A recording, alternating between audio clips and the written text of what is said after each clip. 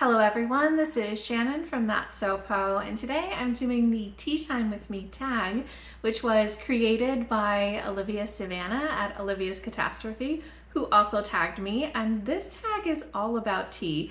I really recommend you check out her original video, I'll link it below, because she explains so much about her love of tea and what kind of inspired her to make each of these prompts. So definitely check out that, and I will go ahead and share with you all kinds of books that are based on these tea prompts. Also, I've got with me today some chai that Sush and I made yesterday, and at the end of the video, I'll include a little bit of a how-to if you've never made chai at home. Mint Refresh, a book that does something refreshing. So I always love books that are doing something interesting or taking a new twist on something. And I think that the first book that came to mind for me for a refreshing take is The Gurkha and the Lord of Tuesday by Saadzi Hossain. This is a kind of eco-dystopian science fantasy novella set in Bangladesh far in the future that has a kind of a very powerful jinn, basically, who goes down to join this city in the future and gets a Gurkha, who is sort of like a soldier, to be his companion and help him out. And they get into some ridiculous situations, especially because the Lord of Tuesday has been asleep for centuries and the world has changed in quite a bit. There's just some really interesting social commentary, and it's got a little bit of a cyberpunk feel, which I don't always enjoy. But in this one, I actually do like the way that it's done, and I just thought it was such a cool take on that genre. Revitalise, a book you need to pay attention to understand it. So a book that I really loved, but that I feel like I need to reread because there was so much going on that I'm not sure I fully grasped, was Ambiguity Machines by Vandana Singh. This is a collection of SFF short stories that sort of combine so many different things, math and physics and culture and history and language, and it does these amazing explorations of some of these topics, blends them all in together. They're really, really smart. I think Vandana Singh is a professor as well, and a researcher, and just, it is such brilliant work and really fascinating world building with excellent themes, but it was a little bit hard to grasp at times because there was so much depth to it. So I would love to reread this because I think that it just really was a smart work with a lot of complexity. Blackcurrant Beauty, a book rich in writing. When I think beautiful writing, one of the books that comes to mind right away is Cantoras by Carolina de Robertes. This is just fantastically beautifully written. I love the writing in this. So it is a historical fiction set in the 1970s and 80s in Uruguay, and it follows a group of 5 queer women who sort of form community, especially when it's very dangerous to be queer during the regime that was in power at that time. And they find a way to be themselves with each other. And it's all about that support of each other. It's about discovering who they are. And it's about just them growing up in this regime. I thought that just the writing, the scenes in this, when I was reading this, I just kept having to pause and reread sentences because they were just so gorgeous. So I love the writing in Cantoras. Winter Warmer, a book that's perfect for winter. I actually really love all kinds of different seasonal settings. I'm really big into seasons, and winter is such a lovely setting in books. It's very, very immersive and engaging. And I think one of the books that does this the best is Spinning Silver by Naomi Novik. I loved this book so much. It's sort of a loose Rumpelstiltskin retelling. And we have a woman who is the daughter of a Jewish money lender. And she's actually very, very good at money lending and at making money. And she sort of brags about this in the hearing of this sort of ice fairy king, and he basically demands that she turn silver into gold. And he's kind of got these frost powers and just this wintry feel for this.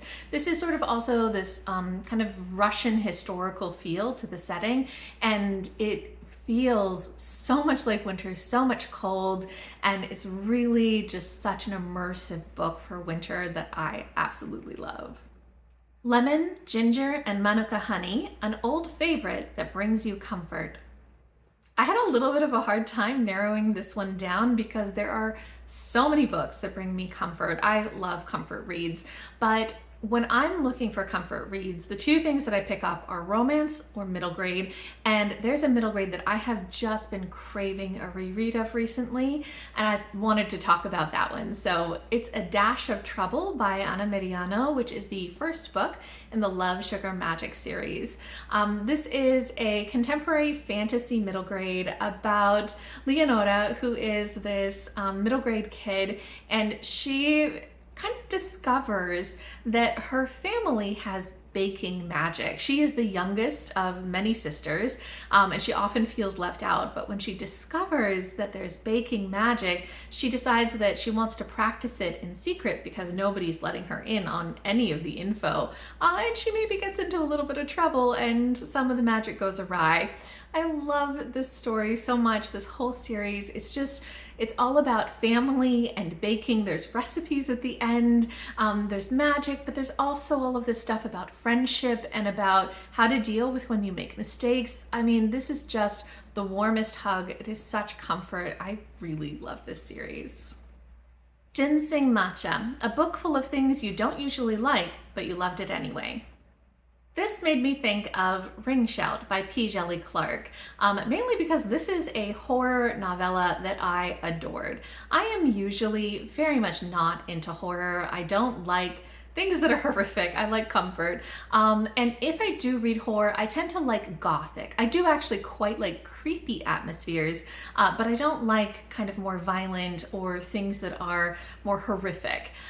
Ring Shout definitely has some violence. It definitely has some horrific things. It's sort of cosmic horror, Lovecraftian type of horror, which again, is just not really my thing. But P. Djeli Clark is such an amazing author. This book is just so fantastic. It is set in the 1920s, and we have this group of 3 Black women who are fighting against these kind of cosmic horror monsters that are coming through, sort of drawn by the hatred of the KKK, and they take over the bodies of the KKK sometimes, but these 3 women can see that they are monsters and they're fighting against them. And so it's got quite a lot of action, quite a lot of violence. These are all things I normally don't enjoy, but this book was just so well done. I loved the theming, I loved the history, I loved the writing. There's all of this stuff too about kind of the traditions and music and the power of community. It is such a great book. So even though it has so many aspects that aren't usually what I like, I loved this book. 3 Cinnamon, a heartwarming book. One of the most heartwarming books that I could think of is The Tea Dragon Society by Kay O'Neill. This is just such a sweet middle grade graphic novel. It is a fantasy set in this world where you have all kinds of people, and some of them are kind of human, some of them are sort of more mythical, magical beings, and there are these little animals called tea dragons, and they grow leaves, and those leaves can be steeped into tea. Tea is so very nice, and they have memories as kind of associated with what those tea dragons have done with the people that they live with, and you can re-experience that in your tea. It is just adorable. The illustrations are just so beautiful, and Kay O'Neill always builds these really inclusive societies that are focused on community and on sharing and on caregiving, and it's just everything that you want in a lovely warm hug. Original Chai, a retelling recommendation. So obviously I love chai. Chai is amazing, and I love retellings so much. I actually love reading retellings of all kinds of things. And one of the best retellings that I've read recently was Kiss Me Catalina by Priscilla Oliveras. This is part of a contemporary romance series, The Queens of Mariachi, that is a retelling of different Shakespeare plays. Like, how inventive is that? I love it, especially because it's not just a retelling, it's very much a modernization dealing with a lot of really fascinating issues. So Kiss Me Catalina is a retelling of The Taming of the Shrew, which, I mean, I have lots of issues with The Taming of the Shrew, but I loved the way that this was retold. It was so fantastic. So this basically follows Catalina, who is, along with a bunch of her sisters, part of a all-female mariachi band, and she gets the opportunity to go on tour with the Prince of Mariachi, writing songs for him and also kind of performing on stage with him as well. And so this is really important for her career, and she's got so much drive. She is somebody who's unapologetically really desires fame and success and progress, and she wants mariachi to open up to women and be a lot more modern. And it's all about kind of the conflict between her and the hero and them coming together. It's about their family dynamics. It's about them working through issues. And I actually really loved the dynamic. I thought that it redid The Taming of the Shrew in such a great way and took away a lot of the problematic aspects, but also allowed Catalina to be somebody who did need to kind of deal with the anger that she has, right? So it was fantastic. I really recommend it. Chamomile, Vanilla, and Manuka Honey, a book that is so soothing you can sleep easy after reading it. So if you've been around my channel for a while, you might know that actually my husband, Sush, reads me a bedtime story every night. I always fall asleep to him reading to me, and we have been working through a lot of different things. We worked through all of Sherlock Holmes, and we are currently working through all of P.G. Wodehouse. P.G. Wodehouse is somebody who wrote kind of in the early half of the 20th century and did a lot of very just silly, gentle comedies, a lot of comedy of errors type of things and just ridiculous antics of people. I find his books are so great to fall asleep to because they're just really lighthearted and it's just a fun time. It's not necessarily too deep, nothing that complicated that you need to pay attention to, and I can just drift off to it. So one of my favorites of his that I think really worked especially for falling asleep to was The Gold Bat. And this is one of his schoolboy stories. So he has a lot of stories that are set in school following a bunch of boys, like an all-boys boarding school. And there's a lot of sports in this. And I have found that almost nothing will put me to sleep so fast as a sports scene, especially cricket. Cricket is something that is pretty much guaranteed to make me fall asleep immediately. So this book had that great combination of a lot of really funny antics from the boys, as well as a bunch of sports scenes that definitely helped me go to sleep. 3. Fennel, a book that's good for you, even if you didn't wholeheartedly love it. There's a couple of great books that I think would fit for this prompt, but the one that really sticks in my mind is The Dark Fantastic by Ebony Elizabeth Thomas. This is a little bit academic for my tastes, but it is an analysis of a lot of different works, kind of looking at the way that Black girls are portrayed. So looking at books and movies and TV shows, and understanding sort of the social dynamic and issues that play out in the narratives that we build about Black girls.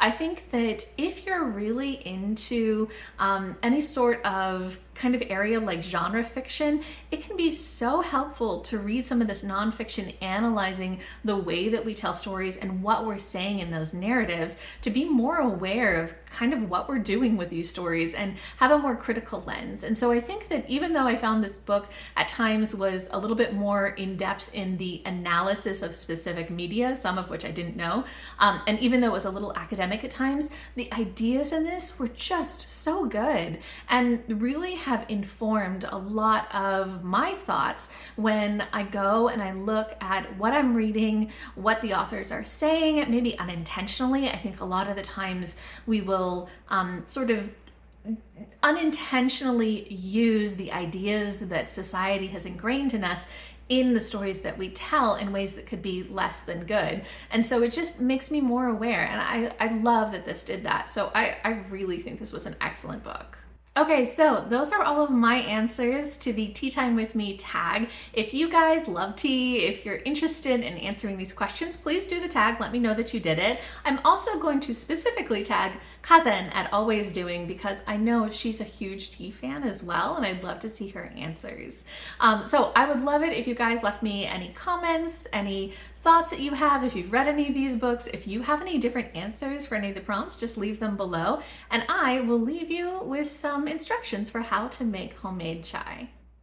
This recipe makes about 6 cups of chai, but scale it up or down as you like.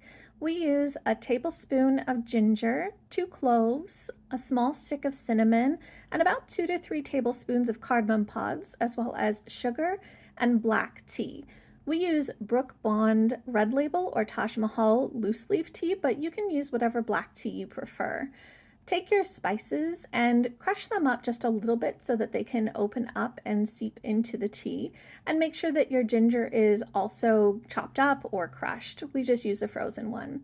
Boil 7 cups of water and add 6 tablespoons of tea to it and let it boil for about a minute before adding in your spices, and then let it boil for another 2 to 3 minutes so that it seeps in nicely. Once that's done, you can add in your sugar.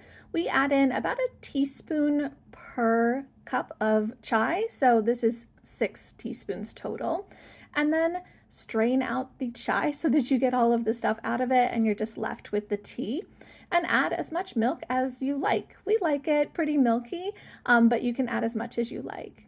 I hope that you guys try making chai at home if you haven't before. It is delicious.